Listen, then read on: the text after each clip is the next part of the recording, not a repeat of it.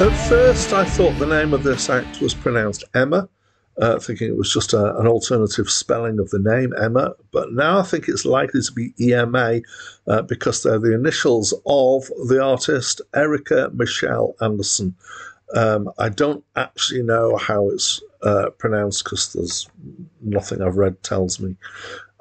She is a singer-songwriter from South Dakota. So she played guitar for an experimental rock project called Amps for Christ until the early 2000s. In 2006, she became lead singer of the noise folk band Gowns with her then boyfriend Ezra Butchkla. I'm almost certainly pronouncing that wrong. On February the 5th, 2010, both the relationship and the band split up. And since she's worked on solo stuff, there's a little bit confusion about how many solo albums she's had, somewhere between 3 and 5, depending on what you count.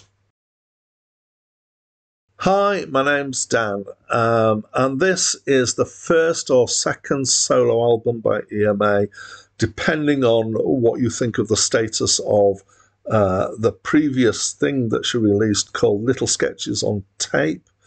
So Wikipedia thinks that this is her first solo album, but it does list that as a previous thing, and I've not been able to find much information on that previous release. And this is my first encounter with her and with this album. Both Wikipedia and Acclaim Music don't really know how to label this album, and to be fair, neither do I. It's interesting, and it kind of goes across various different ideas, I would say. Musically, it's quite straightforward. The chord progressions are often quite minimal, with minimal changes. There's definitely a focus at times on guitar, and in some ways, I'm kind of thinking it fits in that sense more into alt rock than probably anything else. But it's the production that makes it different. So the production generally is quite bleak and dark. There's some noise elements that come in here as well. There's a lot of distortion and brokenness of various kinds. There's often big reverb, compressed tonal range, and all sorts of other things that just make it, the whole feel of it is kind of, this is dark and gritty. In the same way that I think so in my work life has quite a bit to do with video games, and in horror-based video games, often the graphics are very kind of reduced in color and scratchy and have jerkiness to them to put you off guard and create an effect. Well, this isn't necessarily about horror, but it does have that kind of feel that it's kind of deliberately lo-fi and deliberately made to sound like it's not produced properly, or like the richness of a lot of production that you'd get.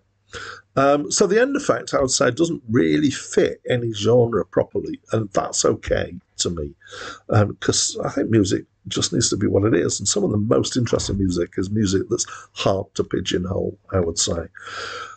This all is the backing to the songs, which are in themselves pretty dark. So the themes here are things like abuse, self-harm, drug dependency, and the first track on the album is a song called Grey Ship, which is, I gather, about some Norwegian myth of a ship coming from the dead.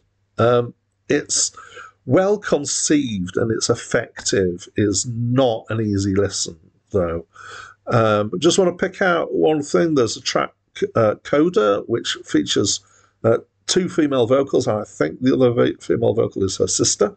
And the lyrics from that come back at the back end of the next track after it, which is called Marked, which has also another interesting feature, is that the production becomes more normal as it goes through towards the end. What that's trying to say, I'm not really sure, but I'm utterly convinced that this is a deliberate thing that they've done.